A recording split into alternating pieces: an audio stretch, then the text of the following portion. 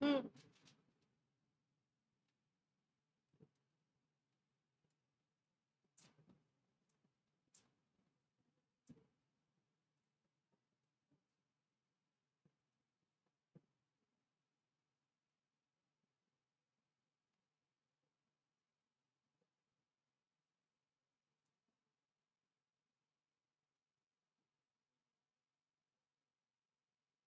कल हम लोग ने क्या पढ़ा था? Transcription unit. ट्रांसक्रिप्शन यूनिट में क्या क्या होता है? बताओ। वेरी गुड, आज याद है। बस इस तरीके से आंसर मिलते रहे तो मेरा मोटिवेशन बढ़ता रहता है। हम पढ़ाए तो तुम लोग को मोटिवेशन मिलता है, और जब तुम लोग आंसर देते तो हमको मोटिवेशन मिलता है। बस यही है, बाई डायरेक्शनल फ्लो। इतनी बात क्लियर है?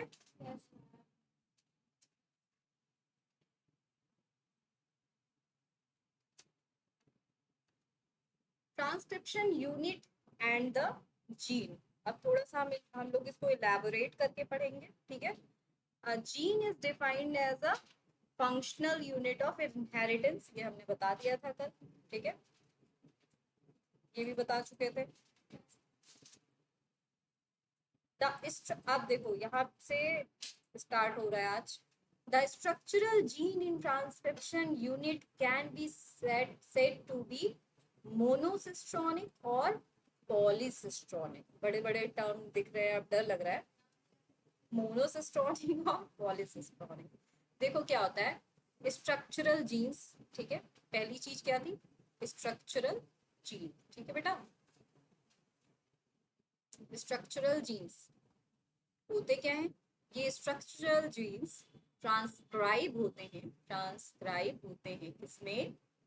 किसमें ट्रांसक्राइब होते हैं अनुष्का? आरएनए में, ठीक है बेटा? तो अब ये कहा जा रहा है यहाँ पे कि मोनोसिस्ट्रॉनिक जीन्स, मतलब इन्हीं स्ट्रक्चरल जीन्स को हम दो कैटेगरी में डिवाइड करते हैं। First one is monocistronic. जैसा कि मैंने आप लोग को बताया कि अगर आप लोग थोड़ा सा टर्मोलॉजीज पे ध्यान देंगे तो आधी चीजें आपकी जरूरत से ज्यादा आसान हो जाएंगी। पॉलीसिस्ट्रॉनिक, इतनी बात क्लियर है? अच्छा, मोनोसिस्ट्रॉनिक स्ट्रक्चरल स्ट्रक्चरल जीन्स को मोनोसिस्ट्रॉनिक किसमें कहते हैं? किसमें कहते हैं? देखो, यूकैरियोट्स में, ठीक है? देख के बोल रही, चलो देख के बोलो। क्लास में बस इंटरेक्शन होना चाहिए, ठीक है? और पॉलीसिस्ट्रॉनिक किस में बोलते हैं? प्रोकैरियोट्स में। अब देखो, तुम लोग ने तो ध्यान नहीं दिया होगा, लेकिन मैं तुम्हें यहाँ पे कैसे कोरिलेट कराऊंगी चीजें, कि चीजें याद भी कैसे करी जाती है। ये क्वेश्चन बन सकता है कि प्रोकैरियोट्स में कैसे जीन्स होते हैं? पॉलीसिस्ट्रॉनिक होते हैं। तो कैसे याद रख सकते हो? P for polycistronic, P for prokaryotes. याद हो गया? फिर मोनोसिस्ट्रॉनिक मींस कि मोनोसिस्ट्रॉनिक जो है हमारे किसमें भाई? P for prokaryote, P for polycistronic, तो दोनों किसमें? मतलब इसके अलावा कौन सा बचा? मोनोसिस्ट्रॉनिक, तो वो यूकैरियोट्स में। ऐसे याद हो गया। बाकी अभी इसको आगे बहुत अच्छे से बताएंगे तो और चीजें समझ में आ जाएंगी, ठीक है? अच्छा, सिस्ट्रॉनिक। अब मोनो मतलब हो गया सिंगल यूनिट, ठीक है? पॉली मतलब बहुत सारे। सिस्ट्रॉन क्या होता है? Question should be arise. So what is cistron? A cistron is the segment of DNA coding for polypeptide. ठीक है? तो मतलब यहां से तुम लोग थोड़ा सा इसको ऐसे कोरिलेट कर सकते हो कि सिंगल जीन, जब कोई single gene single polypeptide chain में ट्रांसक्राइब हो रही है, दैट इज मोनोसिस्ट्रॉनिक। क्लियर है? नहीं? नहीं? निशा मुझे बहुत ध्यान से देख रही थी तो मुझे लगा उसको क्लियर नहीं हो। देखो बेटा, सिस्ट्रॉन, नाम देख के डरा मत करो तुम लोग। सिस्ट्रॉन मतलब क्या होता है? Segment of DNA. बस इतनी सी बात। सेगमेंट ऑफ डीएनए, कैसा डीएनए? जो जो चीजें मैं लिखती हूँ, जो जो चीजें मैं लिख रही हूँ वो तो नोट डाउन करना ही है, और अगर मैं कोई चीज कह रही हूँ वेरी वेरी इंपॉर्टेंट तो उसको क्या कर लेना है? हाईलाइट कर लेना है, राइट? सेगमेंट ऑफ डीएनए जो कि किसके लिए कोड कर रहा है, coding for polypeptide. Now I know कि आप लोगों की क्या प्रॉब्लम हो रही है। आप लोग अपनी प्रॉब्लम मुझे नहीं बताते, लेकिन आपको देख के मुझे प्रॉब्लम पता चल जाती है। कितने लोगों को पता है पॉलीपेप्टाइड क्या है? टेल मी फास्ट, तीनों में से किसी को भी। What is polypeptide? I have told to you in previous classes, right? देखो सबके मुंह खुल गए, नहीं पता, राइट? देखो क्या होता है बेटा, पॉलीपेप्टाइड इज, मैंने बताया था, पॉलीपेप्टाइड, बार बार बताना पड़ता है, और इसको कहीं नोट डाउन कर लो, अब हाईलाइट करके नोट डाउन करना, और अपने दिमाग में बहुत अच्छे से नोट डाउन कर लेना, ठीक है?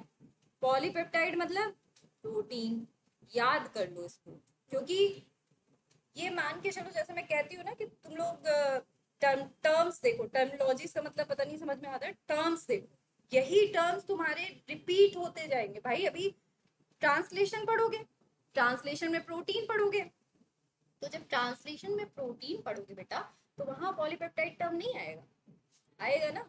इसलिए आपके समझने के लिए आसान हो जाएगा। तो पॉलीपेप्टाइड मतलब प्रोटीन्स, ठीक है? पॉलीन्यूक्लियोटाइड मतलब क्या था?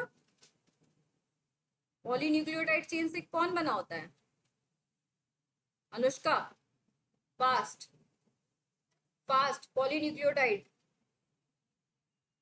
सब खा जाओ तुम लोग। डीएनए बेटा, डीएनए पॉलीन्यूक्लियोटाइड चेन नहीं होता है? हाँ जी, हाँ तो पॉलीन्यूक्लियोटाइड भूल जाओगे? पॉलीन्यूक्लियोटाइड चेन जो होती है वो डीएनए की तो होती है, पॉलीपेप्टाइड चेन जो होगी वो प्रोटीन की तो होगी। कैसे कंफ्यूजन हो जाता है बेटा? इसको तो ब्रैकेट में कर लीजिएगा, ठीक है? अब मैं यहाँ पे बात कर रही थी सिस्ट्रॉन की, राइट? तो सिस्ट्रॉन क्या होता है? Segment of DNA coding for a polypeptide.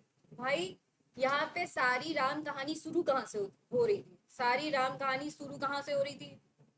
DNA, DNA से आरएनए, आरएनए से प्रोटीन, पूरी कहानी तो यही थी ना, है कि नहीं? लास्ट में तो हमें प्रोटीन ही चाहिए, तो अब प्रोटीन ही चाहिए, तो उसके लिए क्या है? यहाँ पे हम ट्रांसक्रिप्शन तक पहुंच चुके हैं, आरएनए बनेगा, आरएनए से प्रोटीन मिलना चाहिए। तो सिस्ट्रॉन किसको कहते हैं? सेगमेंट ऑफ डीएनए, डीएनए का ऐसा सेगमेंट, सेगमेंट मतलब पार्ट, पार्ट, ठीक है? Part of DNA coding for a polypeptide, जो कि पॉलीपेप्टाइड को कोड करेगा। पहले डीएनए से एमआरएनए के जीन्स बने, जो एमआरएनए के जीन्स आगे चल के पॉलीपेप्टाइड बनाएंगे। Clear? Next,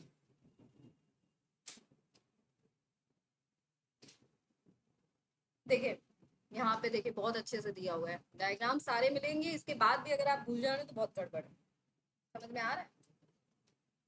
monocistronic mRNA problems, mRNA, ठीक है, राइबोसोम है, ये यहाँ पे प्रोटीन।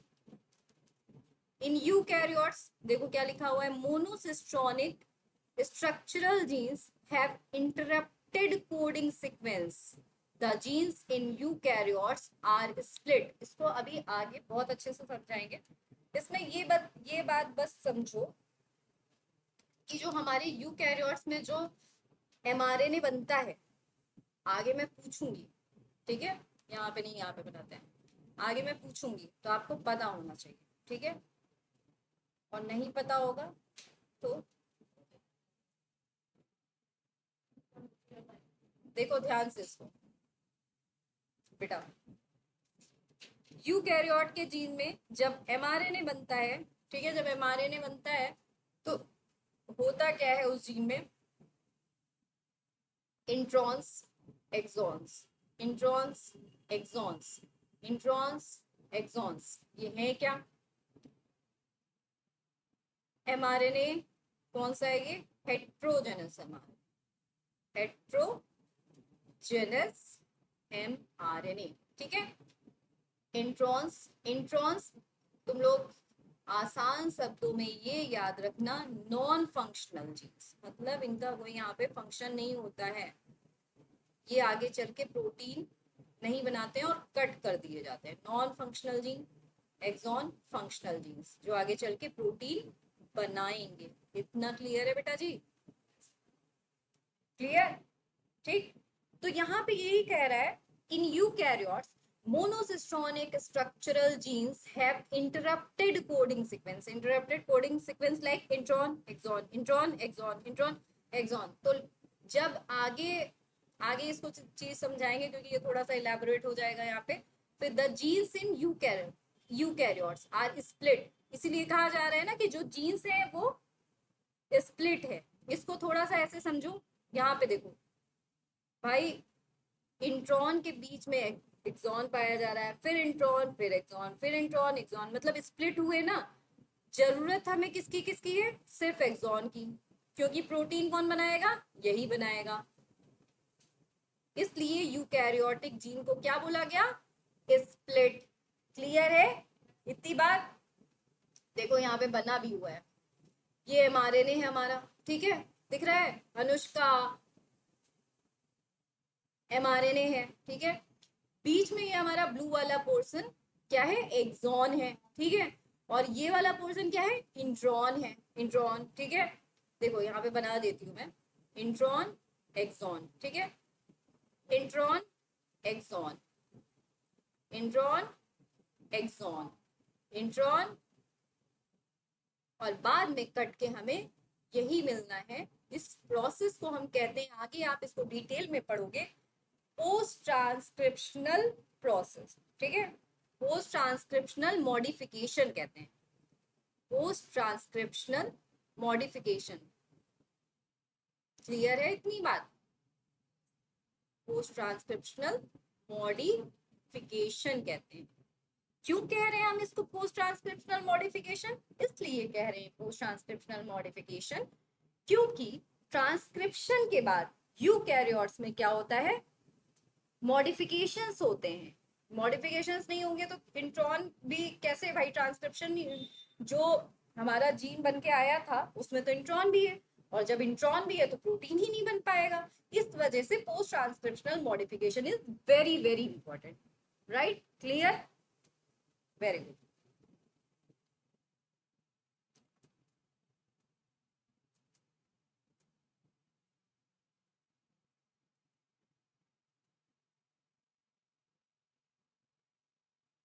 सेल बेटा क्लियर है? मैम फिर से समझा दीजिए। क्या समझाओ बेटा?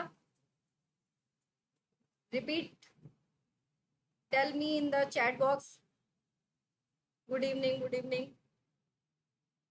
Type in the chat box कि क्या नहीं समझ में आया आपको, जल्दी से। सेल बेटा,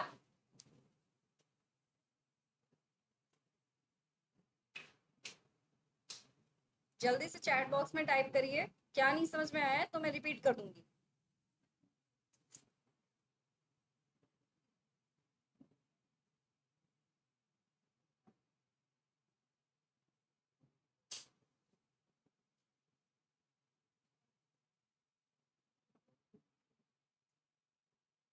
बता ही नहीं रही है, पता नहीं कहाँ चली गई।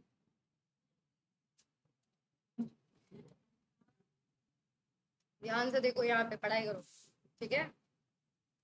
पढ़ाई के टाइम पे पढ़ाई। Exons are said to be those sequence that appear in matured or processed RNA। वही सेम बात जो अभी मैंने थोड़ी देर पहले बोली थी कि एक्सॉन्स क्या होते हैं? appear in, found in, exons.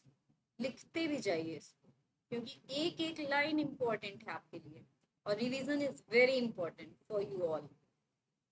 Found in matured processed RNA। मैंने एक टर्म बोला आगे, क्या बोला? पोस्ट ट्रांसक्रिप्शनल मॉडिफिकेशन बोला।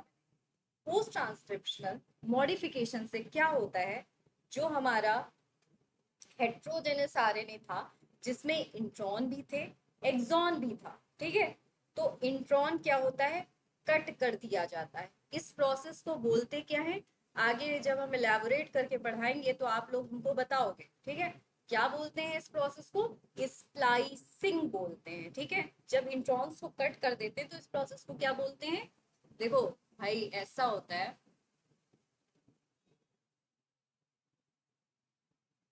ये है हमारा हेट्रोजेनस, क्या,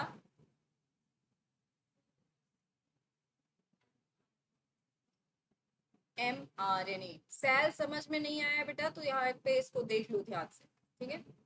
हेट्रोजेनस mRNA, ठीक है।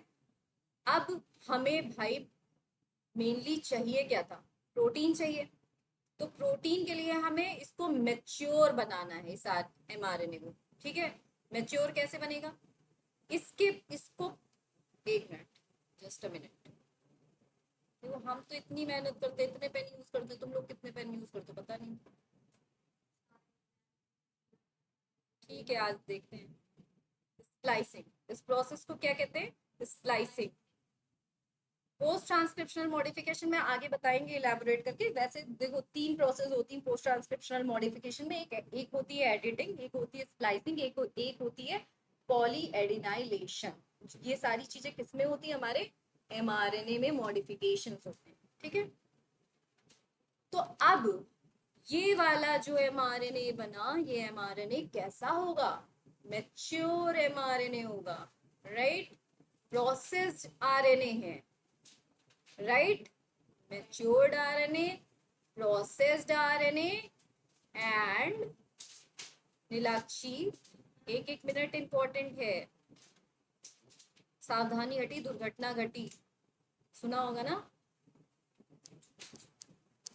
प्रोसेस्ड आरएनए, ठीक है। तो ये क्या है हमारा, एक्सॉन, इस यही चीज कही जा रही है, exon are said to be two sequences that appear in matured and processed RNA, जो कि आगे चल के क्या बनाएगा, प्रोटीन बनाएगा। क्लियर इतनी बात, आई डोंट थिंक सो कि अभी कोई कंफ्यूजन होना चाहिए, राइट। द कोडिंग सीक्वेंस और expressed sequence are defined as exons. बस सीधी बात है भाई, कोडिंग सीक्वेंस मतलब क्या समझ लो। अब यहाँ पे सेकंड पॉइंट लिख लो, यहाँ पे coding sequence, coding sequence, exons क्या है, कोडिंग सीक्वेंसेस हैं, और एक्सप्रेस्ड सीक्वेंसेस, एक्सप्रेस्ड सीक्वेंसेस हैं। कोडिंग सीक्वेंसेस हैं और क्या है, एक्सप्रेस्ड सीक्वेंसेस हैं। ये बात भी देखो, ये मैंने यहाँ पे लिखी हुई है, इसको एज थर्ड पॉइंट करके ऐसे डायरेक्टली लिख लो। First point, this is the first point, this is the second point, and this is the third point. Exons are interrupted by introns, right? Clear?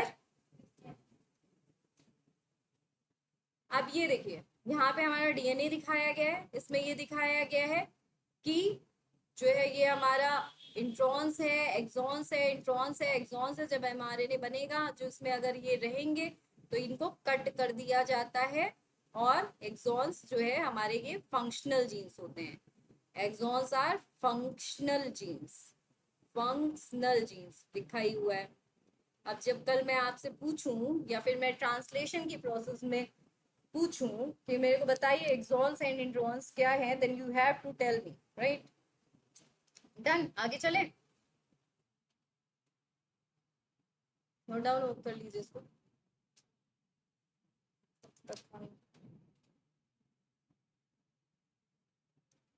फिर से बता दीजिए, क्या बता दूं बेटा, यही तो मैं पूछ रही हूँ कि मतलब जैसे मैंने क्या क्या चीजें बतानी है, क्योंकि ट्रांसक्रिप्शन आपने स्टार्टिंग से देखा था।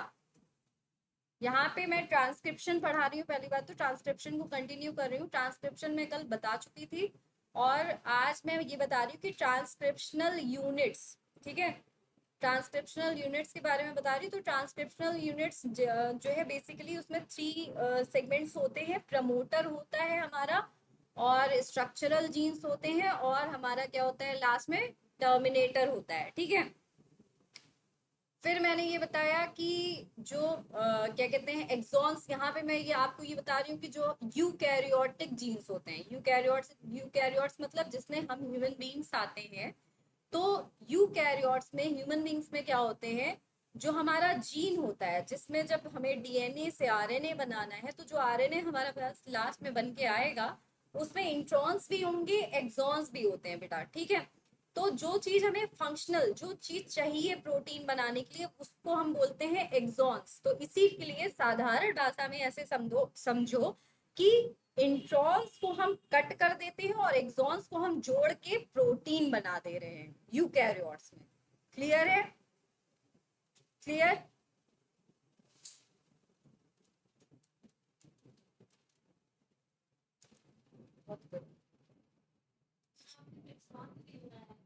क्या पिक्सॉन? नहीं,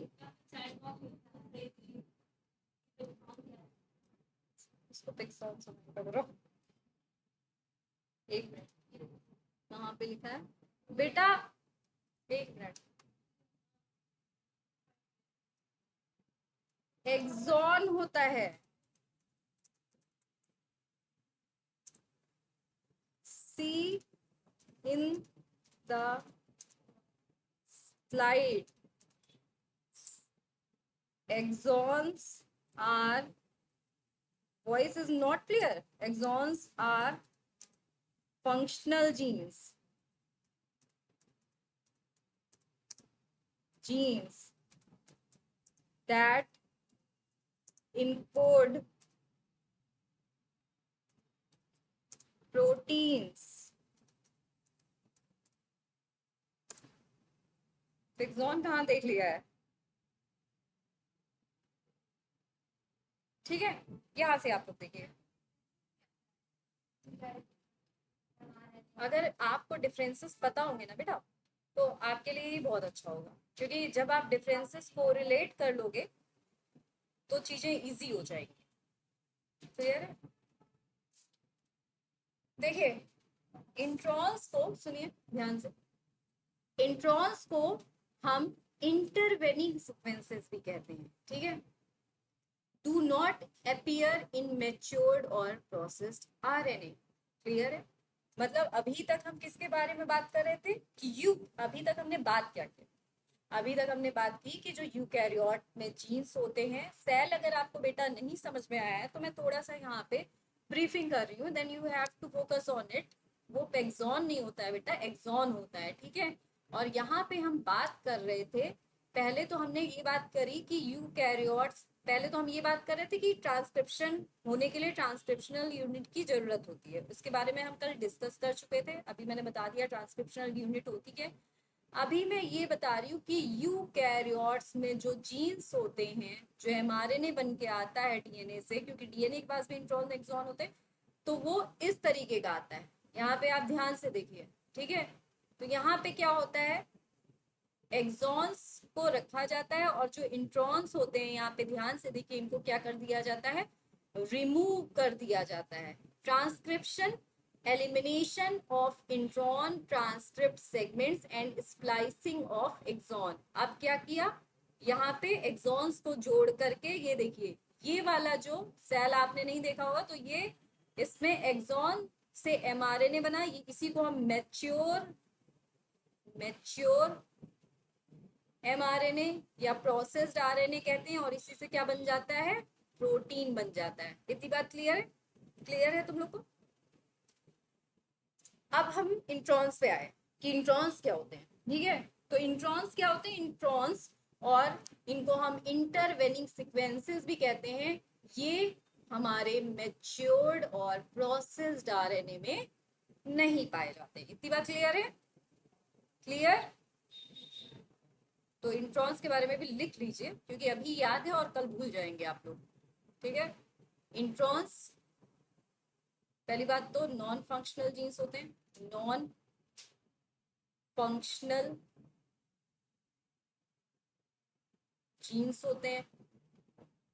intervening intervening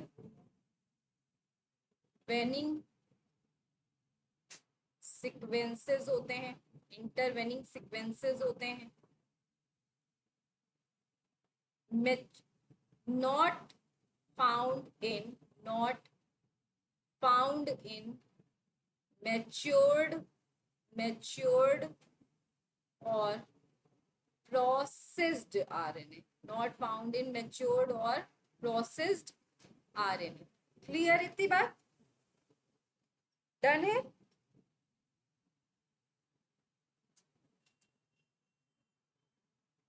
done? Note down कर लीजिएगा बेटा सेल इसको और रिवाइज करते रहिए। यूकैरियोट्स एमआरएनए में इंट्रॉन्स प्रेजेंट होते हैं, जिसका फर्स्ट पॉइंट ये है, सेकंड पॉइंट ये है, थर्ड पॉइंट ये। डन है?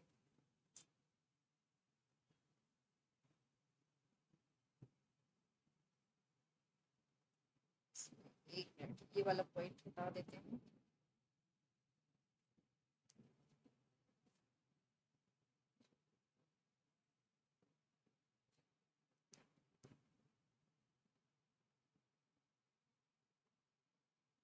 हाँ जी, तो यहाँ पे ये लिखा है the split gene arrangement further complicates the definition of a term gene in terms of a DNA segments। इसका कोई बहुत ज्यादा इंपॉर्टेंट नहीं है। वही स्प्लिट जीन मतलब मैंने बताया ना, इंट्रॉन भी पाया जा रहा है, एक्सॉन भी पाया जा रहा है, इंट्रॉन भी पाया जा रहा है, एक्सॉन भी पाया जा रहा है। That is split gene arrangement in eukaryotes.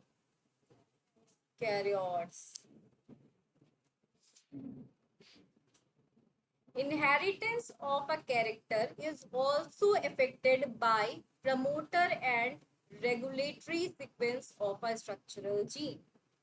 मतलब यहाँ पे कह रहा है जो भी इनहेरिटेंस होती है कैरेक्टर की, वो प्रमोटर और रेगुलेटरी जो जीन्स होते हैं हमारे, जो structural gene, regulatory sequences of structural gene पर से भी इफेक्ट होते हैं। कुछ समझ में आया? नहीं समझ में आया? Hence, sometimes the regulatory sequences are loosely defined as regulatory genes। कुछ नहीं कह रहा है इसमें, इसमें बस इतना कह रहा है भाई, सीधी सी बात है ना, इनहेरिटेंस ऑफ कैरेक्टर, इनहेरिटेंस की तो बात यहाँ पे चलेगी क्योंकि डीएनए की बात हो रही थी, ठीक है। बस इसमें इतना कह रहा है कि ये इफेक्ट होता है किसके द्वारा, बाय, बहुत ही ज्यादा इंपॉर्टेंट नहीं है ये पॉइंट, मतलब नॉर्मल है, लेकिन ये है कि पता होना चाहिए। प्रमोटर आप लोगों के लिए इंपॉर्टेंट है, लेकिन रेगुलेटरी सीक्वेंसेस। सो बेसिकली इसमें कुछ नहीं है, बस इतनी सी बात कही गई, इसको समझिए कि जो इनहेरिटेंस ऑफ कैरेक्टर हो रहा है भाई, प्रमोटर क्या है, ट्रांसक्रिप्शन यूनिट में पाया जा रहा है, रेगुलेटरी सीक्वेंस भी पाए जा रहे हैं।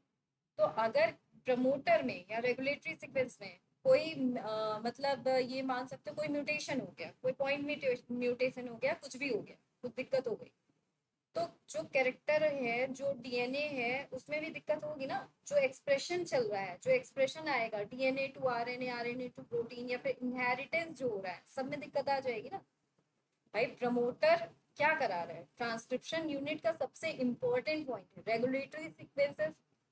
इसको ऐसे समझो कि घर का कोई भी मेंबर, जैसे घर में 5 मेंबर है, ठीक है, 5 मेंबर में से हम लोग घर वालों से बहुत अटैच्ड होते हैं, तो घर के 5 मेंबर्स में से अगर किसी एक को भी दिक्कत होगी तो पूरा सारी चीजें डिस्टर्ब हो जाएंगी ना।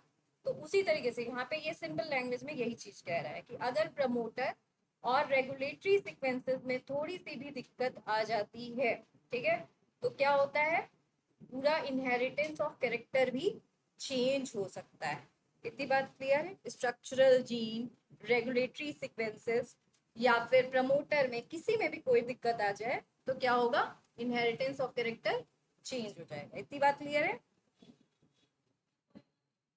नहीं, इसको इसको इतना जरूरत नहीं है।